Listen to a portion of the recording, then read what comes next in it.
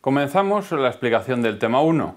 En este caso, lo primero que habría que constatar es que estamos hablando de una introducción. Este tema 1, a diferencia del resto de los que vamos a ver en la asignatura, nos va a servir para introducirnos en lo que va a ser la materia. Y es importante tener en cuenta que a lo largo de una materia, humanidades, que tenemos que abarcar, sin duda, en 3 créditos, es imposible abarcar todos los temas grandísimos que entrarían ahí. Toda la historia de la humanidad, toda la historia de la literatura, toda la historia del arte, filosofía, política, geografía. Los temas son muchos y muy variados y es evidente que no se pueden tratar de una forma lineal. Así pues, la forma de tratarlo es transversal, para que podamos abordar todos y cada uno de los temas, aunque evidentemente no de una forma tan profunda como a todos nos gustaría. Para abordar ese tema lo vamos a hacer a través de las maravillas y el fenómeno de las listas, un fenómeno humanista de las listas de maravillas.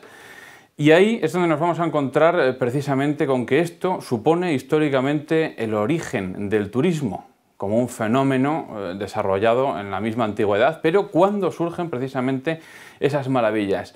Listas de maravillas. ¿Y por qué entendemos por maravillas nosotros? Entendemos, o mejor dicho, ¿qué entendían ellos? Maravillas no de la naturaleza, sino maravillas monumentales, las grandes cosas que había sido capaz de realizar el hombre, los grandes monumentos. Ese carácter que ya está presente en la antigüedad y que luego va a estar presente en otras épocas, particularmente en el Renacimiento, con el humanismo renacentista, es el carácter de la filantropía, la cercanía, el amor, el gusto por lo realizado por el hombre, por lo que es capaz de realizar el hombre, su desarrollo cultural, las grandes realizaciones tanto materiales como intelectuales. Nosotros vamos a utilizar el tema de las 7 maravillas del mundo antiguo como una forma de ir abordando todos y cada uno de los aspectos de la asignatura. Y abordaremos especialmente en este tema 1 cómo se produce ese fenómeno de las listas, cómo surge y cómo va a ir evolucionando en torno, además, a la importancia que siempre ha tenido en las distintas civilizaciones la numerología.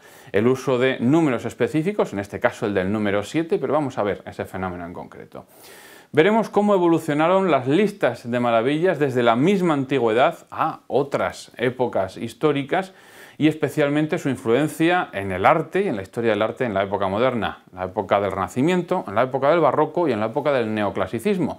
Cómo esos movimientos artísticos se ven muchas veces influenciados por las perspectivas de esas maravillas antiguas y cómo influyeron en la construcción de las nuevas maravillas modernas.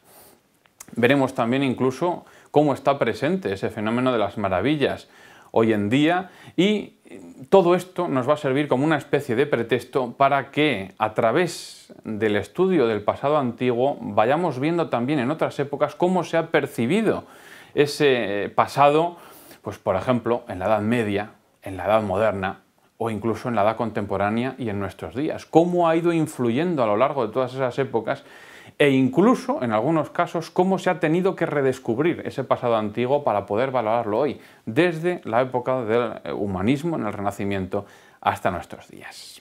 Muchas gracias.